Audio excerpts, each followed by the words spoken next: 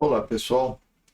Eu vou apresentar hoje aqui para vocês uma ferramenta que ela é muito importante.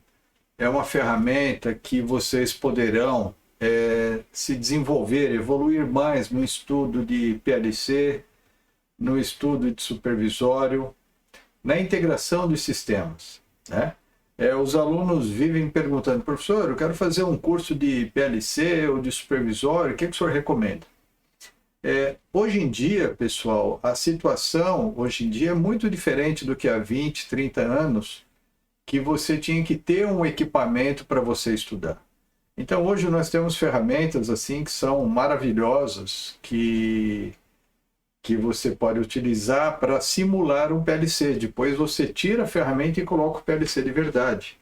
Você pode usar isso para quem está começando agora a estudar PLC, o básico do básico, ou para quem já está numa situação mais privilegiada, avançada.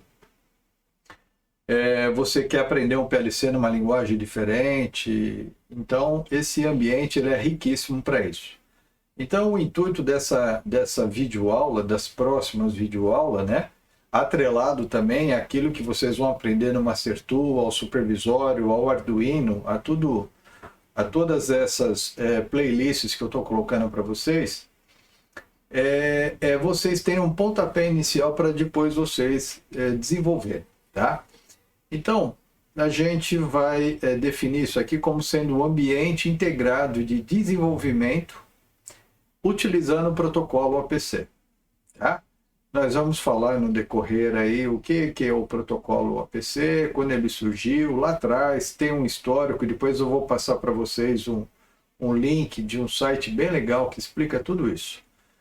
Mas foi uma tentativa da Microsoft de entrar no mercado de automação, quando ela tinha lá uma ferramenta chamada Object Linked Embedded, onde permitia que vários softwares da plataforma Office trocassem dados entre si. E aproveitando esse conceito, aproveitando essa ideia,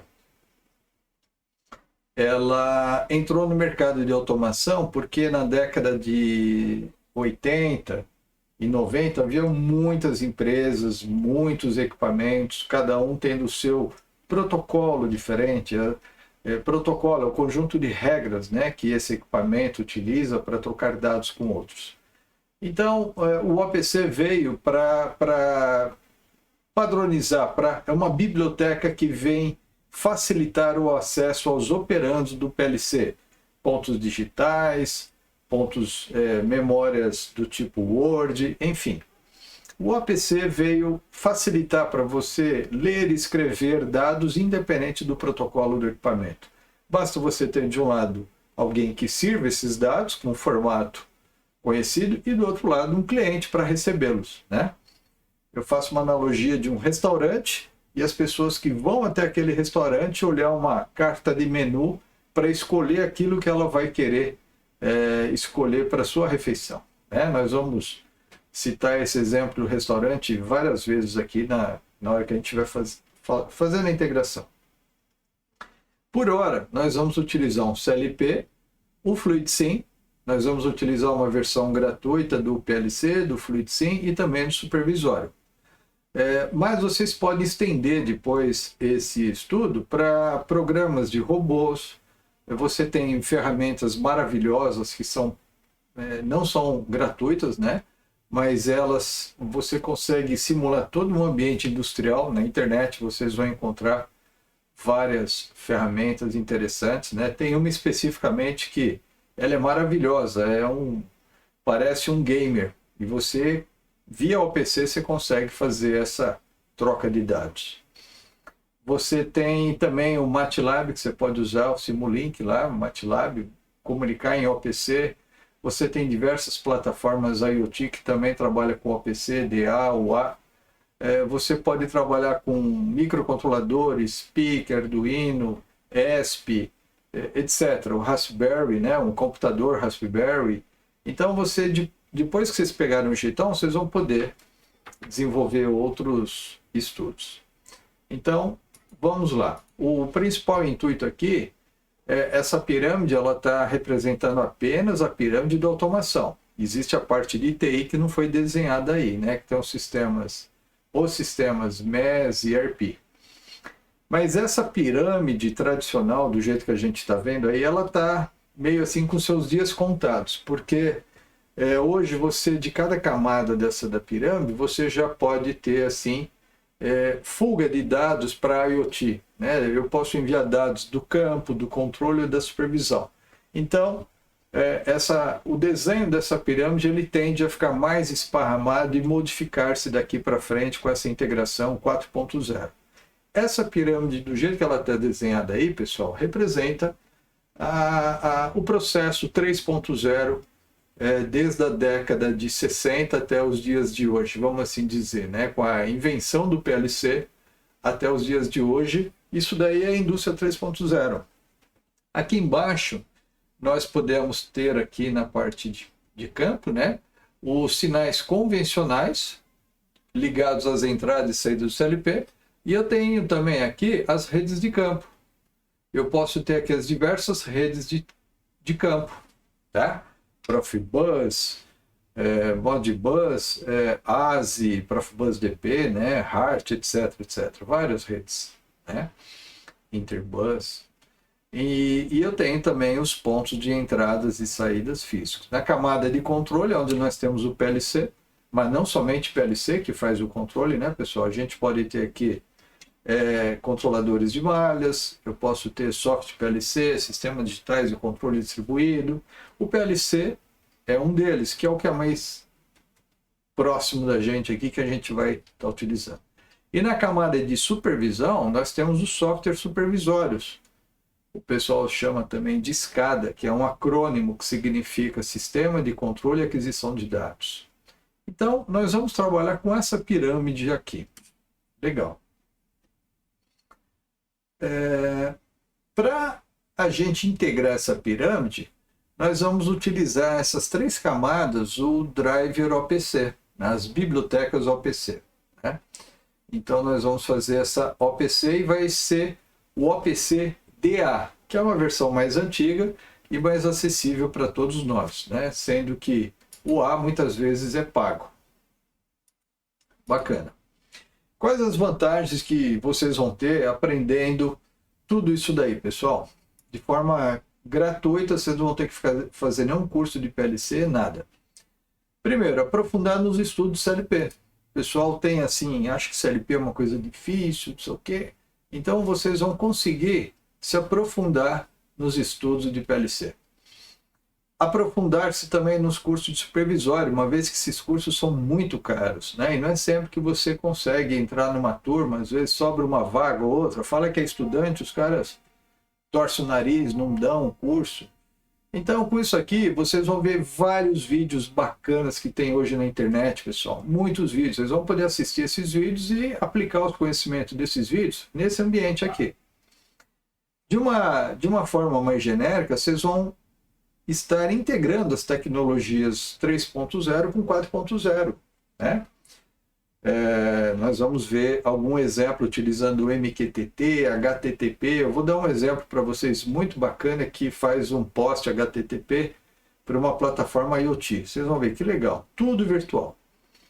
E praticar conceitos de redes industriais, né? Os diversos tipos de redes industriais, uma rede de acesso controlado ao mestre, mestre-escravo, uma rede multimestre, enfim, nós vamos também tratar desses assuntos durante os nossos bate-papo. Tudo isso de forma gratuita, isso é, vocês vão ter acesso a todos esses softwares aí, são softwares de padrão industrial, utilizado na indústria, e vocês vão poder usá-los. O que eu vou precisar para fazer esses estudos aí? Basta você ter um computadorzinho em casa, um Core 2 Duo já atende muito bem, com 4 GB. Vai sofrer um pouquinho? Vai. Se você tiver 8 GB, melhor ainda, um i3, um i5, né? Um Celeron para frente já fica bem melhor. Mas eu tinha aqui um notebook Dell, Vostro 1310, e ele dava conta do recado. Tinha 4 GB de RAM, tá? E é um Core 2 Duo. Então basta um computadorzinho aí, o importante é que se você tiver como colocar um SSD, excelente. ajuda bastante. Então, se você tiver um computadorzinho, vocês podem usar o software Master Tool da Altus. Eu já fiz essa integração há mais de 20 anos com o software da Siemens e também funciona, pessoal. O Simatic funcionou maravilhoso com o FluidSym.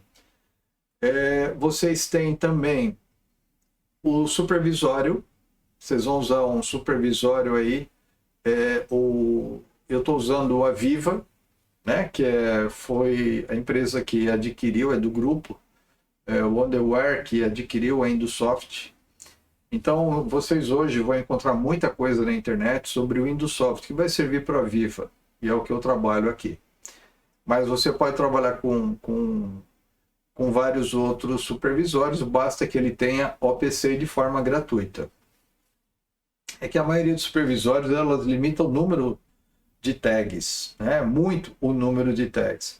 E o Aviva não, a gente vai poder ter até 4.000 tags, é mais do que suficiente, com todas as funcionalidades de uma versão de engenharia. Nós vamos utilizar o FluidSym, que é a versão 3.6, a versão gratuita, e ela tem o OPC incorporado. Se for versão mais nova, ela não vai ter o OPC incorporado, você vai ter que pagar. Antigamente, eu podia usar também um CodeSys, que vinha com o OPC integrado. Agora não tem mais, você tem que pagar a parte.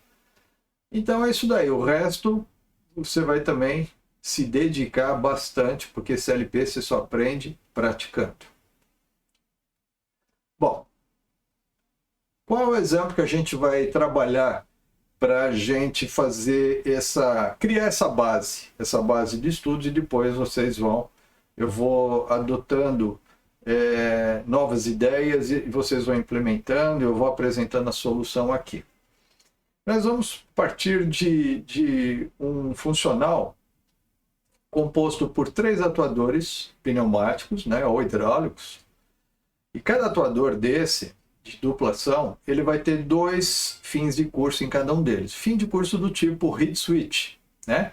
Conforme o êmbolo ele trabalha dentro da camisa, quando ele passa em cima do sensor heat switch, como esse êmbolo tem um anel de ímã nele, né? Quando ele passa perto do heat switch, ele fecha o contato e vai dizer se está avançado ou retornado, né? O heat switch, para quem não conhece, é uma pecinha, deixa eu avançar aqui outra camada, como essa daqui, ó, tá? Heat switch. Nós vamos trabalhar, então, cada atuador vai ter 2 retornos, né? Um retorno e um avanço, 2 sensores, aliás, um de retorno e um avanço. Nós vamos trabalhar com uma eletroválvula aí, 5 duas vias, simples solenoide com retorno por mola. Pode ser duplo solenoide também, mas vamos fazer assim inicialmente, que fica mais fácil de vocês manusearem. Eu gosto de colocar uma válvula controladora de fluxo, né, na linha de alimentação, para você controlar a velocidade de avanço e retorno. Fica mais bacana na hora de simular, mas você também pode fazer isso na unidade de conservação, se quiser, colocando um geral lá, que eu consigo separar cada atuador, né? Então, basicamente, vocês vão ter que montar isso daí no FluidSym. Eu vou dar depois um modelinho para vocês, vocês podem trabalhar em cima, né? Então, legal. Vamos precisar disso. O que mais? Esse circuitinho aqui, pessoal, tudo vai se passar como se fosse esse atuador aqui vai ser alguém que vai posicionar uma peça, a morsa vai prender e vem uma prensa que vai estampar alguma coisa. Ou uma prensa térmica, né? Vai marcar a peça de alguma forma. Então nós vamos imaginar que é um sistema que vai empurrar a peça, prender e prensar. É um exemplo simples que nós vamos aplicar uma lógica sequencial, né? E vamos ver o que mais tem aqui para a gente mostrar para vocês. Com esse ambiente, nós vamos imaginar um sistema de controle composto por PLC, né, que o CLP ele tem um cartão de entrada, o módulo de entradas, tanto faz, pode ser 24, pode ser 110, 220, é um cartão de entrada. Sync, Source, que seja. É um cartão de entrada que vai receber sinal de elementos de entrada do campo. A unidade central de processamento, que é a nossa CPU, que é onde tem um programa aplicativo que vocês vão fazer, que vocês vão praticar. Ou programa do usuário também, que é aquele programa que representa o funcionamento da máquina ou do processo. O cartão de saída, que vai receber da memória imagem do PLC e vai enviar isso daí para os elementos de comando, né? O PLC não atua direto no atuador, ele vai atuar sobre um elemento de comando e esse elemento de comando que vai estar no processo. Exemplo, eu não vou ligar um motor trifásico no PLC. O PLC vai acionar um inversor de frequência, seja em rede ou seja um sinal de 0 a 10 volts, e esse inversor de frequência, de acordo com a potência do motor, ele vai estar recebendo o nosso sistema trifásico e vai estar alimentando o motor. E o motor vai estar acionando alguma carga, uma esteira, uma motobomba, sei lá o quê, que vai fornecer algum tipo de energia para o nosso processo. Então, por definição, atuador é todo aquele elemento, dispositivo que vai fornecer algum tipo de energia no sistema. Tá? Qualquer tipo de energia. O processo vai reagir recebendo esse trabalho, né? Então o atuador ele realiza um trabalho, conceito da física, né? Ele vai realizar esse trabalho no processo e os sensores vão verificar se essas ações corresponderam, se ocorreu aquele trabalho. E vai mandar esse sinal para um cartão de entrada. Só que eu posso ter uma infinidade de sensores e como eles trabalham cada um medindo uma grandeza de engenharia diferente, eu tenho que fazer uma adequação e uma padronização para os cartões de entrada de PLC. Então, essa adequação elétrica, muitas vezes, né, é uma conformação de sinal, é um conversor de sinal elétrico, etc. E os elementos de comandos recebem o sinal do cartão do CLP e depois eles vão atuar nos elementos de trabalho. Legal, então nós vamos partir desse pressuposto aí. Essa interface, ela vai funcionar da seguinte forma. Tudo vai ser feito no seu computador. O seu computador, o notebook, você vai ter o programa do PLC, que é o Master Tool IEC, nós vamos utilizar a versão 3.34. E nós vamos ter no mesmo computador o FluidSim, o FluidSim 3.6. Tá? E ele... FluidSim, nós vamos incorporar nele umas interfaces de entradas e saídas, que estão representadas aqui. Ó. Então, aqui eu tenho a interface de saída do FluidSim, que está indo para a entrada do PLC. E a saída do nosso PLC, ela está indo para o FluidSim. Então, quem vai fazer isso vai ser uma interface lógica, chamado OPC-DA. DA significa Data Access, né? Acesso aos dados. É uma interface legada, isso é, antiga, mas funciona, né? Ela é crítica, às vezes, quando você tem muitas coisas instaladas no seu computador, às vezes dá conflito, ela não funciona, você tem que desinstalar, instalar de novo, porque ela utiliza protocolos assim mais antigos da Microsoft, que é o COM e DECOM. O OPC-UA ele é bem mais robusto e bem mais interessante para fazer outras integrações. A gente vai ver isso oportunamente. Então, no mesmo computador, você vai ter dois softwares completamente independentes que vão trocar dados via esse protocolo, essa interface lógica. E eu vou mostrar para vocês como que a gente vai fazer isso daqui lá no nosso FluidSim e também no Master Tool. Lá no CLP, nós vamos criar dois operandos. Um operando SD0, né, que é do tipo byte, isto é, ele contém 8 bits. SD, eu criei um mnemônico aqui, que é uma saída do PLC. Nós vamos pegar 8 pontos apenas, né, dessa saída e levar para o FluidSim. Lógico, o FluidSim então vai ter 8 pontos também. Por outro lado, o FluidSim vai mandar 8 sinais para mim que vão chegar lá no PLC. Então eu vou criar um cartão de entrada no PLC chamado ED0. E ele vai ser um byte. Porque essas caixinhas do FluidSim, elas trabalham de byte em byte, não de Word. Se eu pudesse usar Word, eu usaria 16 pontos, né? Se vocês precisarem mais do que 8, basta adicionar mais caixinhas no FluidSim. Eu vou mostrar para vocês como que a gente faz isso, né? E no PLC também, é muito simples fazer isso no PLC. É só declarar operandos globais, tá? Então é isso, pessoal. Nesse vídeo eu quero apresentar para vocês a ideia, né? E já no próximo começar a mostrar para vocês a implementação de cada parte, tá bom? Eu vejo vocês no próximo vídeo. Até mais!